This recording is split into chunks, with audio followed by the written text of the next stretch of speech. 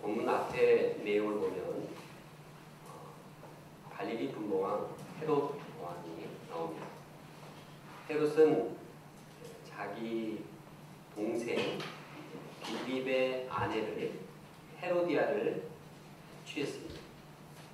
그는 정욕과 또 간음의 죄를 저질렀습니다. 이를 본 세례 요한이 그의 잘못을 지적했습니다. 동생의 아내를 취하는 것은 옳지 않습니다. 이렇게 그의 죄를 지적하고 회개하기를 원했습니다. 그러나 헤롯은 결코 회개하지 않았습니다. 오히려 세례 요한을 목에다가 가뒀습니다. 그리고 이제 그를 불의한 가운데 처리했습니다. 헤롯의 생일 잔치에 헤로디아의 딸이 요염하게 춤을 췄습니다. 헤롯은 넋을 입고 이것을 보다가 그냥 그 소녀에게 무엇이든지 구하는 대로 내가 다 해주겠다고 약속을 했습니다. 그런데 이 작은 소녀가 요구한 것은 아주 끔찍한 일이었습니다. 그것은 자기 어머니 헤로디아에게 그 부탁을 받은 것인데 세례 요한의 목을 쟁반에 담아 오라는 것이었습니다. 헤롯은 예기치 않는 이러한 요구를 받고서 잠시 근심하지 않을 수 없었습니다. 그러나 그가 맹세한 대로 세례 요한의 목을 베어서 쟁반에 담아다가 그 소녀에게 주었습니다. 이를 보면 헤롯 왕은 참으로 불의하고 음란하고 잔인했습니다. 참 이러한 지도자가 다스리는 그 백성들은 얼마나 비참할까 생각해 보게 됩니다.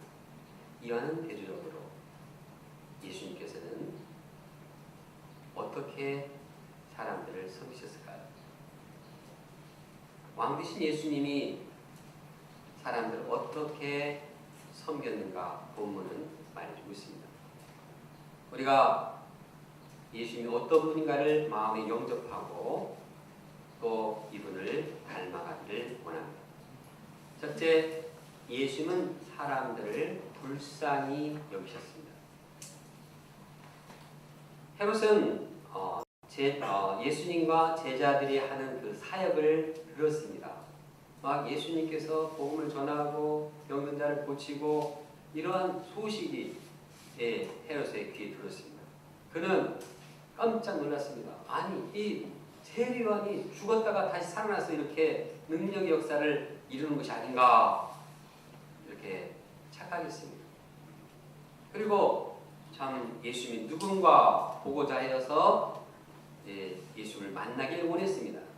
그러나 예수님은 그를 만나주지 않았습니다. 오히려 예수님은 따로 한적한 곳에 배를 타고 가셨습니다. 예수님은 하나님과 깊은 인격적인 관계를 갖기 원하셨을 것입니다. 그런데 예수님께서 배를 타고 다른데 이제 가시는 그런 소식을 들은 무리들은 열심히 뛰어서 예수님의 도착하는 곳에 미리 와 있었습니다. 예수님께서 육지에 딱 도착해 보니까 이미 사람들이 웰컴하고 예수님을 기다리고 있었습니다. 이때 예수님의 심정이 어땠을까요?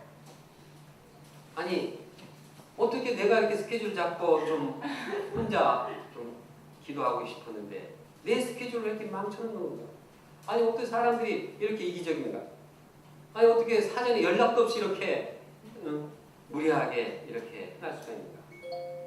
이렇게 말씀하시지 않았습니다. 예수님은 그들을 불쌍히 여기셨습니다. 불쌍히 여기셨다는 말은 마음이 그 몸속에 그 심장이 움직일 정도로 정말 간절한 그런 마음으로 그들의 아픔과 그들의 고통에 동참한 것을 말합니다. 우리말의 표현에 애간장을 끊는다는 말이 있는데 불쌍히 여기다는 말이 바로 그러한 뜻과 유사. 애간장을 끊는다는 그 말의 유래는 다음과 같습니다. 중국의 한 선원이 애기 원숭이를 잡아서 배에다 태웠습니다. 그리고 이제 떠나는데 저쪽에서 이걸 본 어미 원숭이가 막 소리를 그렇게 질렀습니다. 너무나 소리를 질러가지고 안 되겠다 해서 배를 세우고 어미 원숭이를 태웠습니다. 근데 이는 죽어버렸습니다. 이상하다 해가지고 배를 뜯어보니까 창자가 다 끊어졌다는 이야기입니다. 애간장이 끊어진다는 것은 바로 이와 같은 사건에서 이루어집니다. 예수님께서 사람들을 보고 불쌍히 여겼다는 것은 저런 애끓는 마음, 간절한 마음, 그들을 사랑하셨다. 그들을 긍휼히 여기셨다는 뜻입니다. 예수님은 그들의 모습을 보고 그들의 아픔과 그들의 고통, 그들의 그 내면의 의로움 이런 것들을 이해하시고 안타까워하시고 돕고자 하셨습니다. 히브리서는 예수님에 대해서 증거하고 있습니다. 우리에게 있는 대제사장은 우리 연약함을 동정하지 못하실 리가 아니에요. 예수님은 우리의 연약함을 동정하시고 긍휼히 여기시고 돕고자 하시는 분입니다. 저는 예수님의 불쌍히 여기는 심정을 부모의 그러한 모습에서 발견합니다.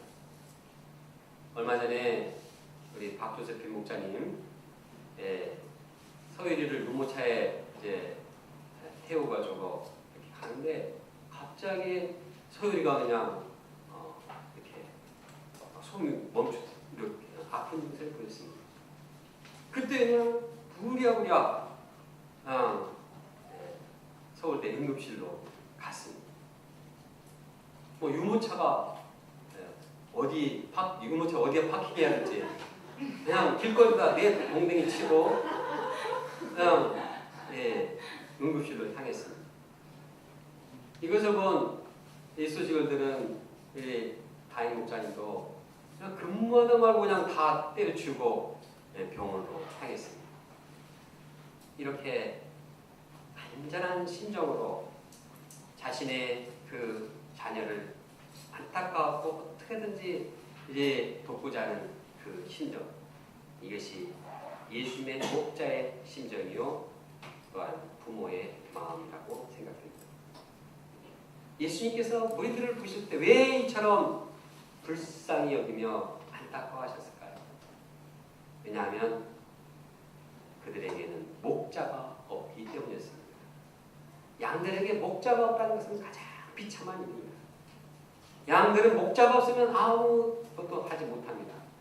양들의 목자가 없으면 우리 목자 없는 인생들은 인생의 분명한 방향과 목적을 알지 못하고 헤맵니다. 목자가 없으면 죄와 사탄의 그 세력에 이리저리 끌려다닙니다. 죄가 하라는 대로 그냥 따라서 합니다. 사단이 요구하는 대로 질질 끌려다닙니다. 자기도 어쩔 수 없는 상황에 처하게 됩니다. 목자가 없을 때 이제 먹지 못하고 굶주립니다. 영적으로도 말씀이 없고 마음에 상처를 받고 굶주리고 목말라하고 고통합니다.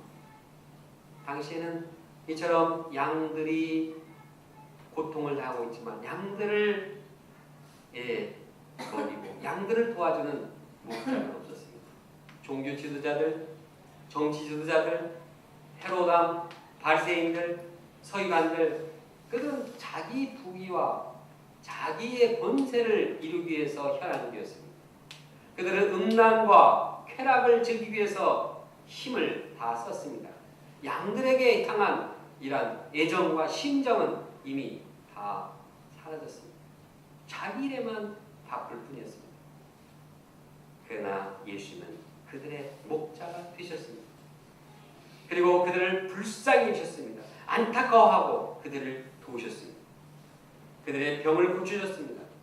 육신의 병뿐만 아니라 정신으로 고통하는 것, 또한 영적으로 고통하는 모든 병을 다 치료해 주셨습니다. 이 예수님이야말로 진정한 지도자요 목자이십니다. 지금도 예수님은 우리 또한 우리 젊은이들을 불쌍히 믿고 도우십니다. 겉으로 볼 때 우리 젊은 사람들은 패기가 있고 열정이 차고 정말 생동감이 넘쳐서 부러워합니다. 참 젊은 사람들 보면 참 부럽습니다. 나도 저럴 때가 있었는데 하고 생각합니다. 그러나 나름대로 어려움이 있고 괴로움이 있고 참 아픔이 있습니다.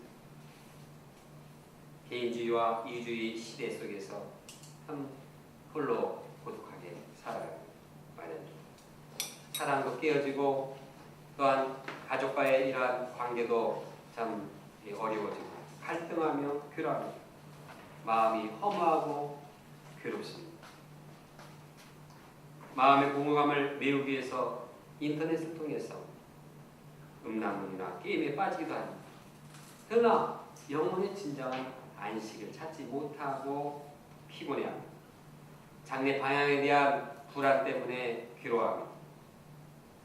우리 한국에 온 유학생들은 더 참 힘든 생활을 합니다. 그래서 죽고 싶다는 말을 하는 이 유학생들을 여러 번 봤습니다. 예수님은 이러한 우리의 고통과 우리의 아픔을 아시고 도우십니다. 예수님은 우리와 함께 하십니다. 우리는 혼자가 아닙니다. 예수님은 지금도 우리의 모든 힘든 것, 괴로운 것, 외로운 것 이해하시고 도와주십니다. 격려하시고 쉼을 주십니다. 생명의 말씀 주시고 영생의 소망을 주십니다. 우리의 모든 아픔과 이러한 갈등을 다 해결해 주시고 우리를 위해서 자기를 희생하십니다. 우리를 너무 사랑하시기에 이제는 자기 목숨을 들여서 이제 우리를 사랑하셨습니다. 우리를 불쌍히 여기시고 섬기시는 예수님을 마음에 영접하게 원합니다. 그리고 그 예수님께 감사하며 그 예수님을 따르며 그 예수님과 함께하는 신앙생활을 하기 원합니다. 우리 부모와 같이 아니 우리 부모보다 더 큰 사랑, 뜨거운 사랑으로 도우시는 예수님 그분이 우리와 함께 계십니다. 우리가 이 사실을 잊지 않고 예수님의 사랑을 감사하며 살아가기 원합니다. 둘째, 예수님은 제자들을 양들의 목자로 세우십니다. 해가 지고 저녁이 되었습니다. 이제는 하루 일을 정리할 때가 되었습니다.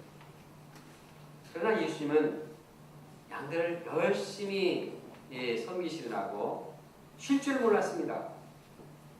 제자들은 이때 예수님께 나와서 말했습니다. 이곳은 빈들이요 때가 이미 저물었으니 우리 무리를 보내서 마을에 들어가 양식을 먹을 것을 사 먹게 하소서. 제자들은 현재 상황을 정확하게 파악했습니다. 이곳은 빈들입니다. 때는 저물었습니다. 이대로 가다가는 사람들은 굶어서 허기지가 지게 됩니다. 그래서 빨리 가서 사 먹을 것을 사 먹도록 해야 합니다. 이런 방향은 아주 합리적인 방향이고 현실 파악을 잘한 것입니다. 이처럼 제자들은 현재 상황에 대한 문제의식이 있었습니다. 방향도 잡았습니다. 그러면 제자들의 제안에 예수님께서는 무엇이라고 말씀하셨습니까? 갈 것 없다. 너희가 먹을 것을 주어라. 예수님은 제자들이 기대하는 말씀을 하지 않았습니다. 야, 보내자. 아이고 굶겠네. 빨리 가서 사 먹게 하자. 이렇게 말씀하지 않았습니다. 예수님은 제자들이 현재 상황의 문제점 또 그것을 알고 방향을 제시하기를 원치 않으셨습니다. 예수님은 아무리 현재 어려운 상황에 있더라도 제자들이 직접 무리들을 먹이기를 원하셨습니다. 먹을 것을 주는 목자가 되기를 원하셨습니다. 제자들이 양들의 배고픈 문제, 양들의 실제적인 문제를 해결해 주도록 도우셨습니다. 다시 말해서 예수님은 제자들이 제2의 예수, 제3의 예수가 되어서 양들의 실제적인 문제를 해결해 주는 목자가 되게 하셨습니다. 이처럼 예수님은 자기가 왕이라고 해서 자기 혼자 일하시는 분이 아닙니다. 예수님은 제자들을 목자로 세우시고 그들을 통해서 그들과 함께 일하십니다. 그렇게 해야지 제자들이 더 많은 사람들을 제자들과 함께 도울 수가 있습니다. 또 예수님이 계시지 않더라도 제자들이 대신하여서 예수님과 같이 영혼들을 섬길 수가 있기 때문입니다. 이것이 왕 되신 예수님께서 많은 무리를 도우시는 지혜로운 방법입니다. 그런데 제자들이 양들을 먹이는 목자가 되기 위해서 필요한 것이 무엇입니까? 먼저 양들에 대해서 책임감을 갖는 것입니다. 예수님은 제자들의 향해서 너희가 라고 명령하십니다. 예수님은 너희가, 제자들이 양들이 알아서 하도록 하는 게 아니라 너희가 책임감을 가지고 돕도록 하셨습니다. 마치 부모가 자녀에 대해서 책임감을 가지고 돕는 것과 같습니다. 자녀들이 배고파서 울고 있는데 부모가 아이고 현재 상황에 참 배가 고프겠구나. 돈 있으면 알아서 빵 사 먹어라. 현재 상황 파악 잘했습니다. 방향도 잘 줬습니다. 그런 부모가 부모입니까? 그건 책임감 없는 무책임한 부모입니다. 예수님은 제자들이 정말 현재 상황을 알고 책임감을 가지고 그들을 먹이기를 원하셨습니다. 그런데 제자들에게 책임감만 가지고 해결할 수 없는 일들이 많이 있습니다. 인간은 부족하고 연약하고 한계가 있기 때문입니다. 예를 들어서 이와 같이 빈들에 5,000명을 먹이는 일은 불가능한 일입니다. 아무리 책임감이 많아도 능력이 없으면, 먹일 능력이 없으면 5,000명 바라보면 스트레스만 받습니다. 아이고 먹여야 되는데 어떻게, 울 수밖에 없습니다. 여기에 필요한 것이 무엇입니까? 그것은 믿음입니다. 예수님을 믿는 믿음입니다. 믿음이 있을 때 불가능한 일도 가능하게 됩니다. 너희가 먹을 것을 주라. 이 말씀을 곰곰이 생각해 보면 너희가 나를 믿고 나를 의지해서 다 먹이도록 해라. 여기에는 예수님이 하시니까 내가 할 테니까 너희는 나를 믿고 내 말을 믿고 행하라는 뜻이 포함되어 있습니다.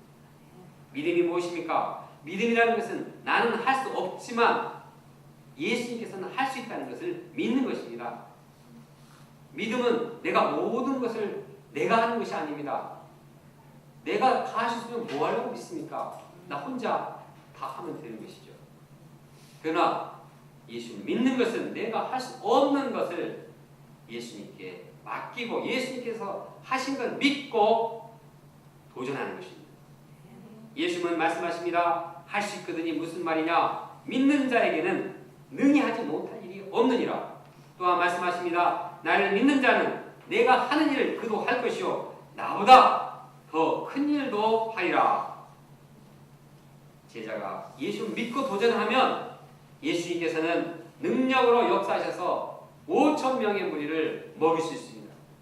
예수를 믿고 도전할 때 한계 상황을 뛰어넘을 수 있습니다. 놀라운 기적을 체험할 수 있습니다.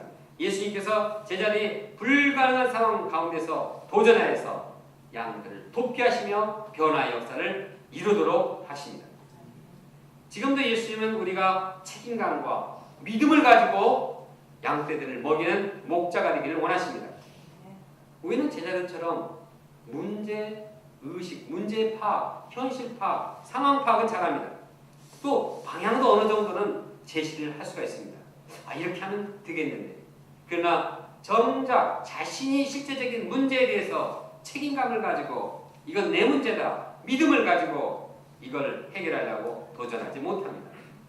문제가 생기면 자꾸 부정적인 말, 불평, 불만의 말을 내뱉고 또 다른 사람을 탓하기도 합니다. 이렇게 되면 해결하지 못한 문제는 더 부각이 되어서 전체 분위기는 더 부정적인 분위기가 되는 것입니다. 그러나 예수님은 우리에게 명령하십니다. 너희가 먹을 것을 주라. 다른 사람에게 미루지 말라. 너희는 할 수 있다. 나를 믿고 도전해라. 너희가 책임감과 믿음을 가지고 양들을 먹여라. 말씀하십니다. 그럼 우리가 각자가 책임감과 믿음을 가지고 양들의 실제적인 문제를 해결하는 목자로 세움받기 원합니다. 구체적으로 캠퍼스 전문의들을 부모와 같은 책임감을 가지고 믿음으로 도전하고 보아야 하겠습니다. 물질 자립 문제, 학문 문제, 취업 문제, 결혼 문제, 장래 문제 등 이런 것에 대해서 책임감과 믿음을 가지고 도전하여서 해결해주는 자가 되어야겠습니다. 특히 우리는 영혼의 목자로서 양들의 굶주림, 영적인 굶주림, 목마름을 해결해주는, 그리하여 그들을 말씀으로 풍족하게 먹여야 하겠습니다. 우리가 제2의 예수님, 제3의 예수 되어서 예수님의 하는 일에 동참하며 예수님을 닮아가는 자들이기를 원합니다. 예수님께서 우리에게 원하시는 것은 바로 이러한 제자로 성장하는 것입니다. 셋째, 예수님은 작은 것을 받으시어 큰 기적을 일으키십니다. 예수님께서 제자들에게 너희가 먹을 것을 주라고 명령하시자 제자들은 주위에서 먹을 것을 찾아왔습니다. 그런데 그들이 찾은 것은 5개 보리떡과 물고기 2마리였습니다. 아주 작은 것이었습니다. 이것은 어른이 먹기에도 부족했습니다. 그냥 어린아이 한 사람이 먹을 정도의 분량이었습니다. 그러나 그들은 그것을 들고 예수님께 나갔습니다. 예수님, 이게 있습니다. 예수님께서는 그것을 내게로 가져오라 이렇게 말씀하셨습니다. 예수님은 오병이어를 받으시고 이 작은 것을 받으시고 기도하셨습니다. 하늘을 우러러 감사하게 됐습니다. 감사합니다. 아무리 작고 부족한 것이라도 예수님은 그것을 감사히 귀하게 여기시고 하나님께 감사하셨습니다. 그리고 이 작은 것을 통해서 놀라운 기적의 역사를 이루어 나가셨습니다. 예수님은 떡을 떼어서 제자들에게 나눠줬습니다. 제자들은 이 떡을 받아서 무리에게 나눠줬습니다. 그래서 모든 이 사람들이 배불리 먹었습니다. 거기에 모인 남자 장정만 해도 5,000명이고 여자와 또 어린이가 합치면 2만 명이 되는 큰 무리가 배불리 먹었습니다. 그리고 먹고 남은 것을 다 모아보니까 12바구니, 제자들 한 사람에 한 바구니씩 다 나왔습니다. 이처럼 예수님은 제자들이 지금 작은 것을 받으시고 축복하시고 놀랍게 기적을 베푸신 것입니다. 그리고 풍족히 채우시는 겁니다. 예수님은 우리가 어려운 상황에 처했을지라도 우리에게 있는 작은 것을 드리기를 원하십니다. 아이고, 우리도 없는데, 우리 먹을 것도 없는데, 나도 지금 나도 배고파 죽겠는데 어떻게 이 많은 무리를 먹느냐? 우리가 연약하고 우리가 부족하고 우리가 없는데 어떻게 이 많은 무리를 먹일 수 있느냐? 그러나 우리에게는 작은 것을 예수님께 드릴 때 거기에 놀라운 기적이 납니다. 반면에 내게 있는 작은 것을 있을 때 그것을 예수님께 드리지 않으면 작은 것 그것 그대로 있을 뿐만 아니라 내가 먹기도 부족하게 되는 것입니다. 그러므로 우리가 현재 어려운 상황을 탓하기보다도 없는 것을 가지고 불평하기보다도 내게 있는 작은 것, 내 주위에 있는 적은 것들을 찾아서 드려야겠습니다. 우리에게는 적지만 찾아보면 드릴 게 있습니다. 오늘 바나목자님이 기도한 것처럼 우리 주머니 속에는 적지만 물질이 있습니다. 우리에게는 이 물질이 이 하나님의 역사에 큰 도움이 될 것인가 이렇게 회의적으로 생각하기 쉽습니다. 그러나 하나님께서는 적은 것을 드릴 때 축복하여 주십니다. 물질뿐만 아니라 내 시간, 내 열정, 내 진심, 나에게 있는 것을 주님께 드리기 원합니다. 그때 주님께서는 이를 받으시고 기적의 역사를 일으키십니다. 실제적으로 예수님께서는 우리 선배들이 드린 적고 보잘것없는 것들을 받으시고 놀라운 기적을 이루셨습니다. 6.25 이후에 한국인들은 받기에 익숙했습니다. 미군이 들어올 때 한국인들이 제일 먼저 배운 말이 무엇인지 압니까? Give me chocolate, give me cup. 달라. 달라는 것이었습니다. 이것은 뭐 가난한 사람만이 아니라 나라도 그랬습니다. 막 정부에서 예산을 책정하는데 미국에서 얼마 원조금을 받을 것인가 그거 받는 걸 계산 이 소식을 들어야지 우리나라 예산 짰습니다. 우리는 받지 않고는 어떻게 운영이 안 되는 나라 경제건 뭐 개인 경제건 받지 않고는 어떻게 할 수 없는 그런 어려운 형편에 처해 있습니다. 특히 학생들은 말을 안 듣습니다. 뭐 버는 게 있어야죠. 그런 상황에서 우리 선배들은 어떻게 하면 받을 것인가 이걸 찾지 않고 예수님처럼 너희가 먹을 것을 주라 이 주라는 명령에 순종했습니다. 그래서 찾았습니다. 먹을 것이 줘야 되는데 없을 때 어떻게 헌금을 했습니까? 자기 버스 탈 그 교통비를 아껴서 주님께 드렸습니다. 어떤 사람은 헌혈을 해서 그냥 조금 받은 것을 주님께 드렸습니다. 아르바이트를 일부러 해서 이제 주님께 드렸습니다. 이처럼 없는 가운데서도 적은 것을 찾아서 주님께 드렸습니다. 내게 없으면 다른 사람들을 이렇게 찾아서라도 주님께 드렸습니다. 이렇게 없는 어려운 상황 가운데서 자꾸 드리고자 할 때 예수님께서는 이를 받으시고 놀라운 기적을 일으키셨습니다. 하나님은 학생 선교단체인 우리 모임을 통해서 90개국 1,800명의 선교사를 파송해서 세계 영혼들을 먹이고 있습니다. 학생 선교단체는 가난하기 때문에 주로 교회를 의존합니다. 교회에서 뭔가 이제 도와주기를 바라고 있습니다. 그러나 이런 상황을 어떻게 우리는 이런 기적을 일으키게 할 수 있었을까요? 이것은 아무리 형편이 어렵더라도 예수님의 말씀에 순종해서 어려운 상황 가운데서도 주라 먹을 것을 너희가 주라 이 말씀에 순종해서 주님께 작은 것을 드렸기 때문입니다. 이와 같이 내게 있는 것을 주님께 드릴 때 주님께서는 이것을 받으시고 놀랍게 축복하십니다. 우리 여름 수양의 특징은 외부광사를 쫓아가는 것이 아닌가. 우리가 가진 것을 주님께 찾아서 드리는 것에 있습니다.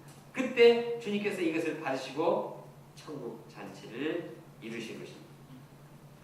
내가 시간을 들이고 마음을 들여서 준비한 말씀과 소감을 오병이로 주님께 드리고 중보 기도를 주님께 드리고 찬양과 율동을 오병이로 드리고 내가 맡은 바 이제 모든 실무일들을 오병이로 정성껏 주님께 드릴 때 주님께서는 이것을 받으시고 축복하여 주시고 천국 잔치를 이루어 나갈 것입니다. 더 나아가 이렇게 은혜가 넘치게 될 때 다른 영혼들을 먹이는 기초가 될 것입니다. 결론적으로 예수는 세상 지도자와는 달리 사람들을 불쌍히 여기시고 섬기시는 왕입니다. 예수는 제자를 양무리를 먹이는 목자로 세우십니다. 예수님은 작은 것을 바치고 큰 기적을 일으키십니다. 그리하여 큰 무리를 풍족히 먹이십니다.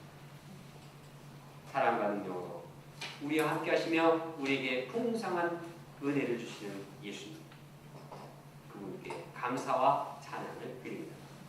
다 같이 20절 21절 말씀을 함께 읽겠습니다. 시작. 다 배불리 먹고 남은 조각을 12바구니에 차게 거두었으며 먹은 사람은 여자와 어린이 외에 5,000명이나 되었더라.